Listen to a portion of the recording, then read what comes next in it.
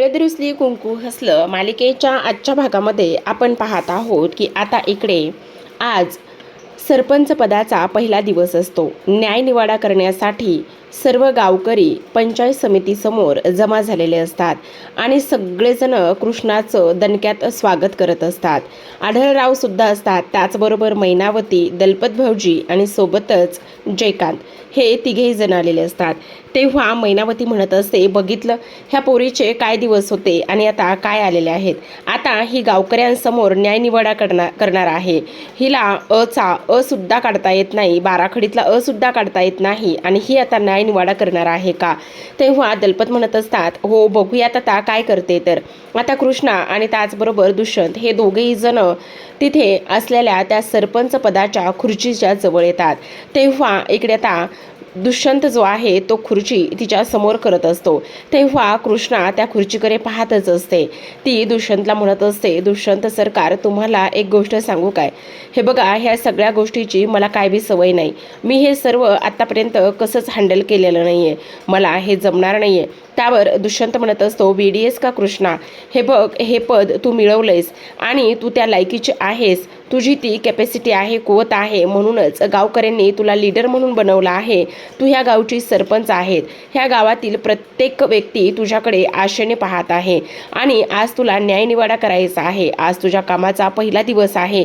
मी तर कायम तुझ्या सोबतच असणार आहे, पण तरीसुद्धा तुला एक गोष्ट सांगतो, ह्या खुर्चीवर बस आणि त्याचबरोबर गावातील सर्व लोकांना न्यायनिवाडा करून दे.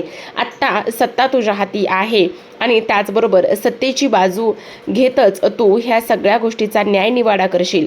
सत्याच्या वाटेनेच चालशील याची मला पूर्ण खात्री आहे आणि ह्या गावाला सत्याच्या आधारावर, सत्याच्या वाटेवर चालणाराच इकडे एक सरपंच हवा होता. मग तो सरपंच त्यांनी तुझ्या रूपात पाहिला आहे. त्यात त्या गावकऱ्यांची काय चूक आहे आणि तू त्या गावकऱ्यांना निराश करू नकोस कृष्णा. बघ, प्रत्येकजण तुझ्याकडे एका आशेनेच पाहत आहे. असं म्हणता क्षणी आता गावकरी कृष्णाच्या नावाचा जय जयकार करत असतात आणि तिला त्या खुर्चीवर बसण्यासाठी सांगत असतात. तेव्हा कृष्णा म्हणत असते, पण दुष्यंत सरकार, तुम्हाला सांगू का, मला ह्या गोष्टीची सवय नाही व. तेव्हा दुष्यंत म्हणत असतो, पाण्यात पडल्यावर पोहायला येतच बाळा आणि तू काळजी करू नको, सगळं काही व्यवस्थित होईल आणि मी सुद्धा, हे गावकरी सुद्धा कायम तुझ्या पाठीशी खंबीरपणे उभे असणार आहेत. मग तू काळजी कशाची करतेस कृष्णा. हे बघ, कसलाच विचार करू नकोस आणि आज तुला त्या सरपंचपदी त्या खुर्चीवर बसावंच लागणार आहे, असं दुष्यंत म्हणतो. आणि त्यानंतर दुष्यंतने सांगितल्यानंतर आता शेवटी कृष्णा आज सरपंच पदाला कसं साजेसं व्यक्तिमत्व असावं, त्याच व्यक्तिमत्वाला अनुसरून आता कृष्णा त्या खुर्चीवर बसण्याचा प्रयत्न करत असते. आता कृष्णा तर खुर्चीवर बसते आणि तेव्हा सगळेजण टाळ्या वाजवत असतात. इकडे दुष्यंत तिच्या बाजूला उभा राहिलेला असतो आणि तो तिच्या खांद्यावर हात ठेवून तिला आधार देत असतो. तेव्हा इकडे आता गावकरी कृष्णाच्या नावाचा जय जयकार करतात. काही लोकांनी इथे फुलं आणलेले असतात, फुलांची उधळण करतात आणि कृष्णा सर्वांना एक नमस्कार करत असते. आता तिथेच सावित्री आणि पूजा ह्या दोघी जणी आलेल्या असतात. सावित्रीला तर फार राग येतो. ती म्हणत असते, बघितलंस हिची लायकी किती वाढलेली आहे. अगं, हिला काहीच येत नाहीये, दळभद्री कुठली. आता तर मला असं वाटतंय आत्ताच्या आत्ता जावा आणि त्याला त्या खुर्चीवरून खाली खेचावा. तेव्हा पूजा म्हणत असते, अगं आई काय करते, जरा हळू बोल, आपण कोणासमोर आहेत, काय करत आहोत, गावकरी आहेत, गावकरी आपल्याला नाव ठेवतील. तेव्हा ती म्हणत असते, आता अजून किती हळू बोलू बाई, मला तर हिला बघू वाटत नाहीये, लई राग येतोय. आता ही गावाचा न्यायनिवाडा करणार का, हिला काही अक्कल नाहीये आणि ही अशी कशी झालेली आहे, असं सुद्धा सावित्री बोलत असते. त्याच वेळेला आता कृष्णा म्हणत असते, खरं तर मला तुम्हा सर्वांचे सुरुवातीला मनापासून आभार मानायचे आहेत. तुम्ही माझ्यावर एवढा विश्वास ठेवला, एवढा विश्वास ठेवून मला सरपंचपदी बसवलं, त्यामुळे मी तुमचे मनापासून आभार मानत आहे आणि आजचा माझा पहिला दिवस आहे आणि त्याचबरोबर सत्याच्या बाजूने ही कृष्णा तुम्हा सर्वांसाठी नेहमीच लढत राहील, झगडत राहील आणि जो विश्वास तुम्ही मला माझ्यावर ठेवला आहे तो विश्वास मी इथे सार्थकी पाडेल, असं सुद्धा आता इकडे ती बोलत असते. आता हे सगळं काही बोलल्यानंतर कृष्णा म्हणत असते, खरं तर आज माझ्या कामाचा पहिला दिवस आहे आणि आजच्या या कामाच्या पहिल्या दिवशी आज आपण एक पहिला न्यायनिवाडा करणार आहोत आणि तो म्हणजेच की, असं म्हणता क्षणी ती आता आढळरावांना म्हणत असते, आबा असं म्हणून आता लगेचच रांगडे पाटील म्हणजेच आढळराव आता कृष्णाकडे पाहत असतात आणि तिला मानेनेच होकार देत असतात. कारण आता इकडे आबा जे आहेत ना ते जी बाळजा आहे तिला घेऊन येणार असतात. आता बाळजाला ते घेऊन येतात आणि सर्व गावकरी आता बाळजाकडे पाहतच असतात. मैनावती, दलपत आणि त्याचबरोबर जयकांत ह्या तिघांना सुद्धा फारच मोठा धक्का बसलेला असतो. सगळेजण आता येणाऱ्या बाळजाकडे पाहतच असतात. सगळ्यांना फार मोठा धक्का इथे बसलेला असतो. इथे जयकांतला तर असं वाटत सुद्धा नसतं की आता इकडे बाळजा या पद्धतीने येईल आणि ह्या सगळ्या गोष्टी अशा पद्धतीने होतील असं त्याला मुळीच वाटत नसतं. आता जेव्हा बाळजा येते तेव्हा ती ह्या सर्वांकडे अगदी खूपच रागाने पाहण्याचं काम करत असते.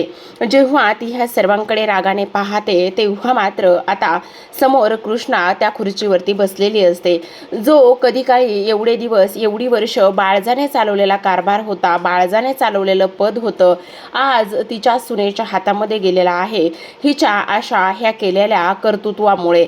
आणि हे सगळं काही झाल्यानंतर आता आपण पाहतो की इकडे दुसऱ्या बाजूला मात्र बाळजा कृष्णाकडे पाहते आणि बाळजा कृष्णाकडे पाहत असताना तिला फार राग येत असतो. ती इथे विचार करत असते ह्या सगळ्या गोष्टी अशा पद्धतीने नाही व्हायला पाहिजे. काही जरी झालं ना तरी सुद्धा इथे हे सगळं खूप चुकीचं घडतंय असंच तिच्या मनामध्ये येत असतं. त्याच वेळेला आता सगळे गावकरी पाहत असतात आणि सगळे गावकरी पाहत असताना आता आपण पाहतो की इकडे कृष्णा म्हणत असते, तर गावकऱ्यांनो, मला तुम्हाला सर्वांना एक गोष्ट सांगायची आहे आणि ती गोष्ट म्हणजे की काही झालं तरी आजचा हा न्यायनिवाडा जो आहे ना तो न्यायनिवाडा फक्त आणि फक्त एकाच गोष्टीपासून सुरू होणार आहे आणि तो म्हणजेच की इथे ह्या बाळजापासनं.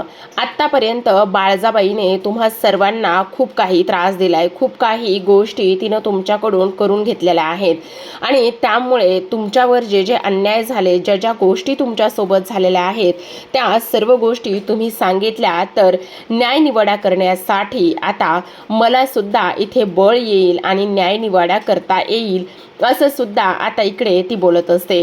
त्याच वेळेला आता गावकरी एक एक करून उठून उभा राहतात आणि ते म्हणत असतात, खरं पाहायला गेलं तर आता तुम्हाला एक गोष्ट सांगू का मी, की ह्या बाईनं माझ्या पोरीचं लग्न होतं आणि माझ्या पोरीचं लग्न असताना एक खूप मोठी गोष्ट केलेली आहे. ती म्हणजेच की मी हिच्याकडून कर्ज घेतलं होतं आणि हिच्याकडून कर्ज घेतल्यानंतर ह्या बाईनं ते कर्ज चक्रवाढ व्याजाने घेतलं असं सुद्धा इकडे आता ती बोलत असते. त्याचबरोबर मी माझ्या मुलीच्या शिक्षणासाठी काही पैसे हिच्याकडनं घेतले होते तर हिने तेव्हा सुद्धा खूप काही गोष्टी इथे माझ्यासोबत केल्या आहेत. त्यामुळे ह्या बाईला होता होईल तेवढी शिक्षा ही मिळालीच पाहिजे. एकतर आता मुलगी उठून उभी राहते आणि ती म्हणत असते, खरं पाहायला गेलं तर हिच्यामुळे मी माझ्या वडिलांना सुद्धा गमावलं आहे. मला आता काही झालं तरी हिला शिक्षा ही मिळालीच पाहिजे असं सुद्धा आता इथे ती बोलत असते. आता ह्या सगळ्या गोष्टी बोलल्याबरोबरच आपण पाहतो की इकडे लगेचच आता कृष्णा म्हणत असते, खरं तर मला तेच पाहायचं होतं की तुम्ही कशा कशा पद्धतीने हे सगळं काही बोलताय, ह्या सगळ्या गोष्टी कशा पद्धतीने सांगताय हेच मला तुमच्याकडून पाहायचं होतं. आणि तुम्ही काळजी करू नका, ज्या ज्या गोष्टी आता इथे ह्या बाळजाने तुमच्यासोबत केलेल्या आहेत त्या त्या गोष्टींची त्यांना शिक्षा मिळणारच आहे आणि ती शिक्षा आपण त्यांना देणारच आहोत असं सुद्धा आता इकडे ती बोलत असते. आता हे सगळं काही बोलत असताना आपण पाहतो की इकडे कृष्णा म्हणत असते, खरं पाहायला गेलं ना तर आता बाळजाबाईंनी ह्या गावामध्ये अनेक वर्ष खूप घाण करून ठेवलेली आहे आणि तीच घाण आता त्यांना साफ करायची वेळ आलेली आहे.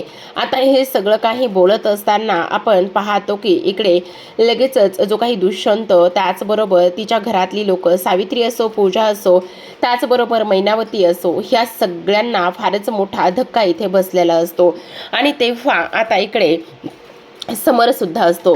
तर आता आपण पाहतो की कृष्णा म्हणत असते, बाळजाने ह्या गावकऱ्यांसोबत तर ह्या सगळ्या गोष्टी केलेल्याच आहेत, पण तुम्हाला आणखी एक गोष्ट मला सांगायची आहे आणि ती म्हणजेच की बाळजाने ह्या सर्व गोष्टींची सुरुवात कधीपासून केली, केव्हापासून केली ते मी तुम्हाला सांगते.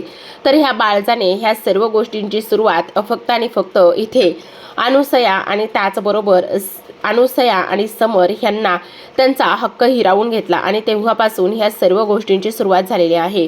आढळरावांची पहिली बायको म्हणजेच अनुसया ह्यांना मारण्यापासून ही सगळी सुरुवात झालेली आहे असं सुद्धा आता इकडे ते बोलत असतात. आणि तेव्हा अनुसया आणि समर हे दोघेही जण येतात. आता कृष्णा म्हणत असते हे आहेत अनुसया आणि त्याचबरोबर हा आहे समर त्यांचा मुलगा. आता गावकरी म्हणत असतात ही तर आढळरावांची पहिली बायको आहे आणि ही जिवंत आहे, ही तर मेली होती ना, हे सगळं कसं शक्य आहे असं सुद्धा आता इकडे ती लोक बोलत असतात. आता मैनाला तर फारच मोठा धक्का बसतो. तेव्हा कृष्णा म्हणत असते हे बघा कुजबुज करू नका, हे सगळं काय प्रकरण आहे ह्या सगळ्या गोष्टी मी तुम्हाला सांगते. तर ह्या अनुसयाबाई आहेत म्हणजेच आढळरावांच्या पहिल्या पत्नी. आता आढळरावांच्या पहिल्या पत्नी अनुसया ह्यांना मारण्याचा जो काही गुन्हा इथे यांनी केला आहे त्या गुन्ह्याची शिक्षा आपण त्यांना देणार आहोत. ते म्हणजेच की फक्त आणि फक्त आढळरावांच्या प्रॉपर्टीमध्ये संपत्तीमध्ये वाटा मिळावा, त्याचबरोबर त्यांच्यासोबत लग्न करावं, ह्या सगळ्या गोष्टींसाठी फक्त आणि फक्त इथे त्यांनी जे काही अनुसया आहे त्यांना मारलेला आहे आणि त्यांचा खून केला आहे आणि त्याचा सर्व आरोप जे काही आढळराव आहे त्यांच्यावर ढकलला. आढळराव इथे दारूच्या नशेत होते आणि तेव्हा त्यांना समजलं नाही आणि त्यांनीच त्यांना मारण्याचा हा जो काही प्रयत्न आहे तो इथे केलेला आहे असं सुद्धा आता इकडे कृष्णा सांगू लागते. आता कृष्णाचं हे सर्व काही बोलणं आणि ह्या सगळ्या गोष्टी ऐकल्यानंतर सर्वांना खूप मोठा धक्का बसतो. सगळेजण अक्षरशः तोंडाला हात लावूनच हे सगळं काही पाहत असतात. आता लगेचच एक जण व्यक्ती उभा राहतो आणि तो म्हणत असतो अगं बाई तू बाई आहेस का कोण आहेस, अशा पद्धतीच्या गोष्टी करण्याची तुझी हिंमत तरी कशी झाली असं सुद्धा आता इकडे ती लोक बोलत असतात. त्याचबरोबर कृष्णा आता गावकऱ्यांना शांत करत असते आणि म्हणत असते हे बघा गावकऱ्यांनो, तुम्ही आता शांत व्हा. अगोदर न्यायनिवाडा करूयात आणि त्यानंतर जे काही आहे ते नंतर करूयात, पण आता तुम्ही शांत व्हा. आतापर्यंत अनुसयाबाईवर जे काही आरोप झाले, अनुसयांना त्यांचा हक्क त्यांच्या त्या गोष्टी मिळाल्या नाहीत त्याच मी मिळवून देण्याचा एक प्रयत्न करणार आहे असं कृष्णा म्हणत असते. आणि तेव्हा कृष्णा सर्वांसमोर येते आणि म्हणत असते खरं तर इथे ह्या बाळजाबाईने गावामध्ये खूप घाण केली, खूप जणांची घरं मोडली, खूप जणांना त्रास दिला आणि त्या त्रासामुळे गाव अगदीच त्रस्त झालेलं होतं. पण आता एक गोष्ट मला तुम्हा सर्वांना सांगायची आहे आणि ती म्हणजेच की काही झालं तरी आपण आता ह्या बाळजाला माफ करायचं नाही. काही जरी झालं तरी सुद्धा ह्या बाळजाने आतापर्यंत जी गावामध्ये घाण केली आहे तीच घाण आता इकडे आपण तिच्या हातूनच इथे स्वच्छ करून घेणार आहोत. आता बंड्या असं म्हटल्यानंतर जो काही बंड्या आहे किंवा जो काही बबण्या आहे तो एक खराटा घेऊन येतो आणि खराटा घेऊन आल्यानंतर तो आता कृष्णासमोर उभा राहतो आणि त्याच्या हातामधला खराटा कृष्णा इथे काढून घेते आणि म्हणत असते हे घे. आता इथे बाळजाबाई ज्या आहेत ना ते पूर्ण गाव स्वच्छ करणार आहेत. त्या आता गावामध्ये हे जे काही स्वच्छता अभियान राबवणार आहेत म्हणजेच आता बिन पगारी आणि फुल अधिकारी म्हणजेच ह्यांना बिन पगाराचं काम ह्या करणार आहेत. काही झालं तरी ह्यांना कोणीही पगार देणार नाही आणि ह्या गाव स्वच्छ करण्याचं काम सुद्धा करणार आहेत असं आता इकडे जे काही कृष्णा आहे ती इथे बोलत असते. आता कृष्णा हे सगळं काही बोलल्यानंतर बाळजाला फार मोठा धक्का बसतो. बाळजा विचार करत असते हे सगळं काय आहे आणि ही पोरगी माझ्याकडून गाव स्वच्छ करून घेण्याचं कसं काय बोलू शकते असा प्रश्न आता तिच्या मनामध्ये आलेला असतो. त्याच वेळेला आता जेव्हा ही जी काही शिक्षा इथे ती देते आणि ही शिक्षा दिल्यानंतर आपण पाहतो की अनुसया आता स्वतःच्या हाताच्या मुठी आवळू लागते आणि अनुसया स्वतःच्या हाताच्या मुठी आवळत असताना इकडे आता सगळेजण पाहत असतात की खरंच आता कृष्णा ही बरोबर न्याय करत आहे. आता कृष्णा म्हणत असते खरं खरं सांगा गावकऱ्यांनो, जो काही इथे बाळजाबाईला जी मी शिक्षा दिलेली आहे ती शिक्षा योग्य आहे का, तुम्हाला काय वाटतं? त्यावर लगेच आता इकडे सगळेजण म्हणत असतात हो हो कृष्णा अगदी बरोबर आहे, तू जी काही इथे आता शिक्षा दिलेली आहेस किंवा देत आहेस ती अगदी योग्य आहे. ह्या बाईची तीच लायकी आहे, ही बाई त्याच लायकीची आहे असं सुद्धा आता इकडे ती बोलत असते. आणि ह्या सर्व गोष्टी बोलल्यानंतर आता इकडे ह्या सर्वांना फार मोठा धक्का बसलेला असतो. त्याचबरोबर आता कृष्णा म्हणत असते खरं पाहायला गेलं ना तर आता यांच्या हातामध्ये झाडू दिलेलाच आहे, पण आता सगळ्यात महत्त्वाची एक गोष्ट करायची आहे आणि ती म्हणजेच की आता हे जे काही जे ह्यांच्या अंगावर जे स्त्रीधन आहे त्या स्त्रीधनावर यांचा काहीच हक्क नाही आहे. ते सगळं अनुसयाबाईचं आहे आणि अनुसयाबाईंनाच ते सगळं काही मिळायला हवं असं इकडे ती बोलत असते. त्याच वेळेला आता इकडे ती म्हणत असते, हे जे काही तुम्ही अंगावर दागदागिने आहे, त्याचबरोबर इथे रांगडे पाटलांच्या घराच्या ज्या काही तिजोऱ्यांच्या चाव्या तुमच्याकडे आहेत, त्या चाव्या इकडे आता तुम्ही त्या परत कराव्या आणि त्यासुद्धा अनुसयाबाईला परत कराव्या असं इकडे आता कृष्णा म्हणत असते. आणि तेव्हा हे सगळं काही बोलल्यानंतर आता इकडे जी बाळजा आहे तिला मात्र फारच जास्त टेन्शन येतं. खूप जास्त ह्या सगळ्या गोष्टीचा तिला आता त्रास होऊ लागतो, कारण ती विचार करत असते हे सगळं काय आहे आणि त्याचबरोबर आज माझ्यावर ही वेळ कशी काय आलेली आहे, ह्या सर्व गोष्टींचा ती विचार करते. पण हे सगळं फक्त आणि फक्त ह्या कृष्णामुळेच झालेलं आहे ही सुद्धा गोष्ट तिला माहिती असते आणि त्याचमुळे तिला फार राग यायला सुरुवात होत असते. आता शेवटी बाळजाच्या हातामध्ये असलेला ती खराटा खाली ठेवते आणि खराटा खाली ठेवल्यानंतर आता ती तिच्या अंगावर असलेलं सगळं स्त्रीधन आहे, त्याचबरोबर जे काही चाव्या आहेत त्या अनुसयाच्या हातामध्ये एक एक करून ठेवण्याचं काम करत असते. आता सुरुवातीला ज्या बांगड्या आहेत त्या बांगड्या ती काढून टाकते आणि त्या बांगड्या काढल्यानंतर आता गळ्यातले दागदागिने, त्याचबरोबर कानातले, नाकातले, त्याचबरोबर झुमके, हे सगळं स्त्रीधन जे आहे ना ती इथे काढून टाकण्याचं काम करत असते. आता हे सगळं जास्त होत असताना सगळ्यात जास्त होणारा त्रास हा दुष्यंतला असतो. किती नाही म्हटलं तरी ती त्याची आई आहे आणि आईबरोबर ह्या सगळ्या गोष्टी होत आहेत ही गोष्ट मात्र फारच जास्त टेन्शनवाली असते. आता जेव्हा ती ते मंगळसूत्र काढते तेव्हा मंगळसूत्र काढत असताना आता इकडे बाळजाला आणि अनुसयाला तो क्षण आठवतो ज्या क्षणाला इकडे आता बाळजा म्हटलेली असते, आता तुला एक गोष्ट सांगते अनुसया, तू आता रांगडे पाटलाची म्हणजे आढळरावांची कधीही आता तू दुसरी बायको म्हणूनच राहणार आहेस आणि तू ठेवलेली बायको म्हणूनच राहशील असं सुद्धा आता इकडे सांगण्यात आलेलं असतं. आता ह्या सगळ्या गोष्टी तिला सांगितल्यानंतर आपण पाहतो की इकडे आता तिला तो क्षण आठवतो. आढळरावांना फार त्रास होत असतो ह्या सगळ्या गोष्टींचा, पण त्यांच्याकडे सुद्धा आता कोणताच पर्याय इथे शिल्लक राहिलेला नसतो. शेवटी बाळजा आता इकडे ते मंगळसूत्र सुद्धा काढून देत असते आणि काढून दिल्यानंतर ती आता दुष्यंतकडे पाहत असते. पण दुष्यंतकडे सुद्धा आता कोणताच पर्याय शिल्लक राहिलेला नसतो, कारण आत्तापर्यंत जी काही बाळजा आहे त्या बाळजाने ह्या सगळ्या गोष्टी कशा पद्धतीने केल्यात हे सुद्धा त्याला चांगल्याच पद्धतीने माहिती, त्यामुळे तो फारसं काही ह्या सगळ्या गोष्टीमध्ये अजिबातच बोलत नसतो. तर आता इथे सगळं काही सोने दागिने हे सगळं काही काढून दिल्यानंतर बाळजा अक्षरशः आता इथे लंकेची पार्वती बनलेली असते आणि बाळजा लंकेची पार्वती बनल्यानंतर आता ती रागानेच कृष्णाकडे पाहत असते. आता तेव्हा हे सगळं काही स्त्रीधन जे आहे ते सर्व स्त्रीधन आता इथे अनुसयाच्या हातामध्ये असतं. तेव्हा कृष्णा आता पुन्हा सर्वांसमोर येते आणि कृष्णा सर्वांसमोर आल्यानंतर ती म्हणत असते, आता गावकऱ्यांनो मला तुम्हाला एक प्रश्न विचारायचा आहे, तो म्हणजेच की इथे मी जो बाळजाबाई सोबत न्याय केला तो बरोबर आहे का चुकीचा आहे, तेच मला तुम्ही इथे सांगणार आहात. तेव्हा लगेच आता इकडे तो ते लोक म्हणत असतात, हो कृष्णा हो, तू जो काही आत्ता न्यायनिवाडा केलेला आहेस ना तो अगदी बरोबर आहे, त्यामध्ये काहीही गैर नाही आहे, काहीही चुकीचं नाही आहे, तू केलंस ते अगदी बरोबर केलेलं आहेस, बाळजाबाई ह्याच लायकीचे आहे. तेव्हा कृष्णा म्हणत असते, गावकऱ्यांनो आजपासून बाळजाबाईंनी जी गावामध्ये घाण केलेली आहे ती घाण आता बाळजाबाई इथे स्वच्छ करून काढणार आहेत असं सुद्धा आता इकडे ती बोलत असते आणि आता बाळजाबाई पूर्ण गाव स्वच्छ करणार आहेत असं बोलल्याबरोबर आता इकडे कृष्णाचा जय जयकार होत असतो आणि बाळजा आता इकडे तो झाडू हातामध्ये घेऊनच निघालेली असते, कारण बाळजा आता पूर्ण गाव स्वच्छ करायला निघालेली असते. तर आता प्रेक्षकांनो आजच्या भागामध्ये एवढंच. उद्याचा भाग तर फार कमाल होणार आहे बरं का, कारण उद्याच्या भागामध्ये असं दाखवण्यात आलेलं आहे ना की आता जे काही सोनं त्याचबरोबर जे काही दागिने आहेत ते अनुसयाच्या हातामध्ये असतात, तिजोरीच्या चाव्यासुद्धा अनुसयाच्या हातामध्ये असतात, पण आता त्यांनी चालवलेला जो काही डाव आहे तो त्यांच्यावरच उलटलेला असतो. तर आता उद्याच्या भागामध्ये आपण पाहतो दुष्यंत आणि कृष्णा हे दोघे जण रस्त्याने निघालेले असतात. त्याच वेळेला आता बाळजा त्याला थांबवते आणि बाळजा त्याला थांबवल्यानंतर ती म्हणत असते, थांब दुष्यंता थांब. तेव्हा आता दुष्यंत तिथे थांबतो आणि त्यानंतर आता कृष्णा जो काही फोटो आहे तो फोटो तिथे लावत असते आणि त्याच वेळेला आता इकडे बाळजा म्हणत असते, अरे ह्या पोरीने तुझ्यासोबत फार मोठा गेम केलाय, तुझ्या लक्षात सुद्धा येत नाही तिने तुझ्यासोबत काय केलंय ते.